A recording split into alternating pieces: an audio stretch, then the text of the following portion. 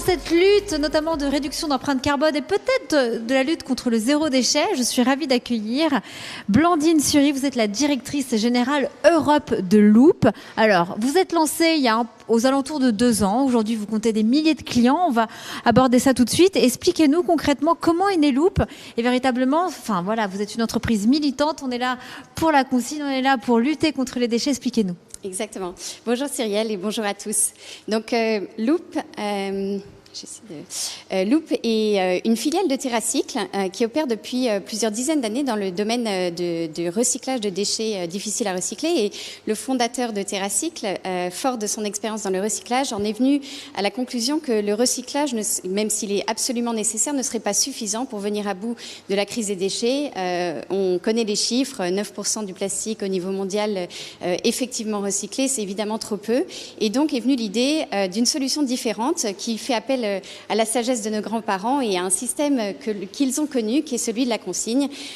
Donc le modèle de Loop, c'est celui d'une plateforme de réemploi qui travaille à la fois avec les marques dans le développement de ces emballages réutilisables, durables et consignés, et avec les distributeurs pour les rendre disponibles à un grand nombre de Français. Et je crois que vous avez une certaine réussite. En tout cas, vous avez rencontré le succès parce que vous avez fait un très très beau partenariat avec Carrefour notamment. Oui, absolument. Absolument. Donc, en décembre de cette année, nous avons lancé chez Carrefour. Décembre 2020. 2020, donc, pardon. Voilà, l'année dernière. On perd un peu la notion du temps. Il y a 5 mois, c'est vrai. On a lancé avec le support de la ministre de la Transition écologique, Barbara Pompili, des premiers espaces Loop chez Carrefour qui réunissent une trentaine de produits. Alors, on va citer quelques-uns. Par exemple, du coca en bouteille en verre, des yaourts Danone en pot en verre aussi. Des tablettes de lave-vaisselle, maison verte dans des emballages inox. Tous ces produits sont dans un linéaire qui permettent aux consommateurs de venir acheter leurs produits en mode zéro déchet. Notre objectif, c'est vraiment d'embarquer un maximum de marques. Donc là, je vais passer en revue quelques exemples pour ceux qui nous regardent. Donc j'ai parlé de maison verte, d'autres exemples de Nestlé, les Nesquik Ricoré. Ça marche comment? Vous nous montrez, mais expliquez-nous un peu le fonctionnement, qu'on comprenne bien comment vous arrivez Loop dans la tête du consommateur en disant il faut que j'ai le réflexe Loop quand même. Comment ça se passe? Absolument. Alors peut-être qu'en voyant ce linéaire, on va le comprendre. On explique comment ça marche au consommateur. Il va prendre ses produits finalement quand il fait ses courses de façon assez classique, je dirais, pas de changement par rapport à l'usage unique. La seule différence, c'est qu'en plus sur son ticket de caisse va s'ajouter un montant de consigne. Ce montant de consigne, il sera remboursé au consommateur quand il rapporte ses produits.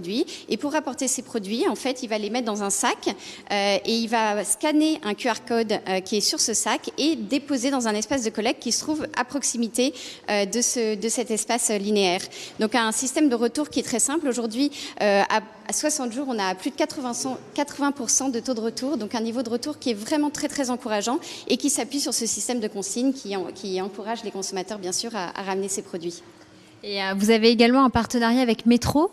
Oui, alors comment ça fonctionne? Oui, notre objectif, c'est de créer un écosystème du réemploi, c'est-à-dire bien sûr la grande distribution, mais aussi la restauration rapide. On a vu brièvement des emballages pour Burger King, pour des hamburgers ou encore des boissons. Montrez-nous la slide Burger King. Voilà. Alors qu'est-ce qui se passe? Donc... Alors à partir de janvier l'année prochaine, la loi AGEC demande que la restauration rapide en fait puisse proposer des emballages réutilisables. Donc c'est le cas de Burger King qui a développé ces emballages. Ils ont été révélés cette semaine pour proposer justement aux consommateurs l'alternative d'emballage réutilisable. On va au comptoir, on va en boutique, on commande son burger vegan, bien sûr. Le pilote sera lancé en fin d'année dans une petite dizaine de restaurants parisiens et donc on va réclamer son déjeuner dans des emballages réutilisables et ensuite on peut les déposer dans un espace de collecte, soit chez Burger King, soit chez Carrefour, pourquoi pas, si on a un Carrefour en face de chez soi. D'accord, très bien. Et est-ce que vous pouvez nous sortir des scoops? Parce que là, on voit Burger King, mais il n'y a pas qu'un restaurant de fast-food en France. Est-ce que vous êtes en discussion avec... Oui, alors on a aussi un partenariat global avec McDonald's qui va aussi se lancer en Europe. Et puis, on vous faisait allusion à Metro. Metro est donc le premier fournisseur B2B de restaurateurs indépendants, plus de 100 000 restaurateurs indépendants. Et donc, on travaille avec Metro aussi pour fournir ces restaurateurs indépendants, notamment dans un grand nombre de produits dans des emballages réutilisables, là encore pour réduire significativement leurs déchets. Moi, je vous entends très bien, mais c'est pour tous ceux qui nous regardent. Voilà, n'hésitez pas à monter votre micro. Juste, comment vous essayez d'éduquer, en tout cas, avec l'aspect pédagogique, parce que c'est en train de disrupter de plus en plus, bien évidemment. On est assujetté au vrac, etc., au changement de comportement. Mais concernant la consigne, concernant le fait qu'il faut ramener son emballage, comment vous éduquez les consommateurs? Oui, alors l'embarquement des consommateurs, il est vraiment important. Et alors dans cette phase initiale, on a des équipes dans les magasins qui vont expliquer le modèle aux consommateurs, qui vont expliquer comment on retourne ses contenants, qui vont les encourager à télécharger l'application Loop Consigne pour pouvoir rapporter ces contenants, ou qui vont leur indiquer le modèle de remboursement quand on passe en caisse, par exemple. Donc ça, c'est un premier élément d'accompagnement. L'autre point, bien sûr, c'est que nos marques partenaires vont nous aider aussi, parce que les marques partenaires, comment elles sont fières aujourd'hui de se dire je suis un Carrefour, je suis Metro, ou alors je suis Burger King. Comment ils accompagnent leurs consommateurs? Alors sur des communications sur les réseaux sociaux, des communications des marques, mais aussi des magasins qui encouragent leur zone, tous leurs clients dans leur entourage local à venir découvrir le système de consigne. Et le retour qu'ils nous font, les directeurs de magasins, c'est que c'est un vrai levier de fidélisation, que les clients sont contents, sont demandeurs, qu'il y a beaucoup de bon sens dans ce système de consigne et que c'est un levier de fidélisation pour eux. En clair, vous êtes la solution parfaite, on va dire. Vous renforcez, je pense, le catalogue RSE des entreprises, parce qu'aujourd'hui, quand il y a un Carrefour ou un Burger King, et je pense qu'ils vont être très fiers de faire des communiqués de presse à nous les journalistes en disant regardez, bon, Carrefour l'a déjà fait, déjà très engagé avec vous, mais Burger King, voilà, ils vont dire voici, on réduit nos déchets, on fait appel à Loop. En fait, aujourd'hui, vous êtes la solution pour rentrer, en tout cas, dans les enjeux RSE des entreprises. Oui, dans leur feuille de route de réduction des emballages à usage unique, je crois que c'est une problématique qui touche l'intégralité des marques, des distributeurs, des restaurateurs, et ils ont envie d'une solution qui puisse être portée à l'échelle. Je crois que ce qui intéresse tout le monde, c'est des solutions qui puissent être portées à l'échelle, et c'est en ce sens Loop, parce qu'on a engagé un très grand nombre de parties prenantes et qu'on veut vraiment aider toutes ces parties prenantes à travailler ensemble, qu'on a reçu un niveau très positif de réponse de leur part. Et comment se passe justement votre partenariat avec l'industrie de la beauté aux États-Unis?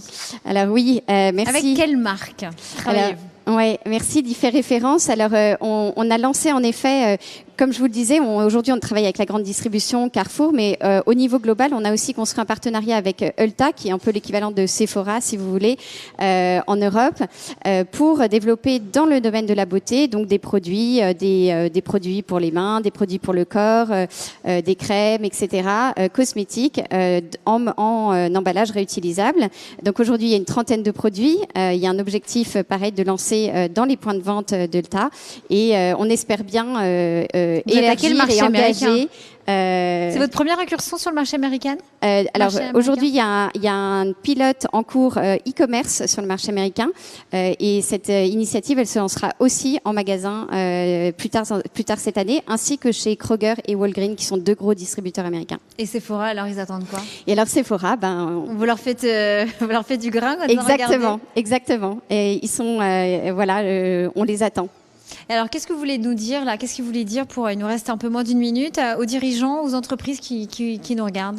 Alors, qui vous regardent surtout. C'est vrai que cette transformation du réemploi, on sort de 50 ans, plus de 50 ans d'usage unique et d'un modèle qui, il faut le dire, est très optimisé d'un point de vue logistique, d'un point de vue de ses coûts. Et cette transformation du réemploi, c'est une transformation qui demande beaucoup d'énergie et qui néanmoins nécessite l'ensemble des parties prenantes, encore une fois.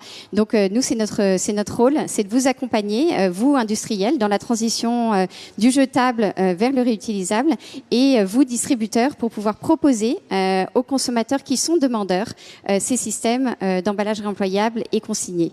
Et notre objectif, c'est de pouvoir maximiser notre écosystème et de permettre en effet de boucler la boucle et d'être sur ce modèle 100% circulaire. Écoutez, merci beaucoup. C'était vraiment très intéressant. Et c'était la première fois que je vous rencontrais Loop. Donc merci beaucoup Blandine Sury et on continue.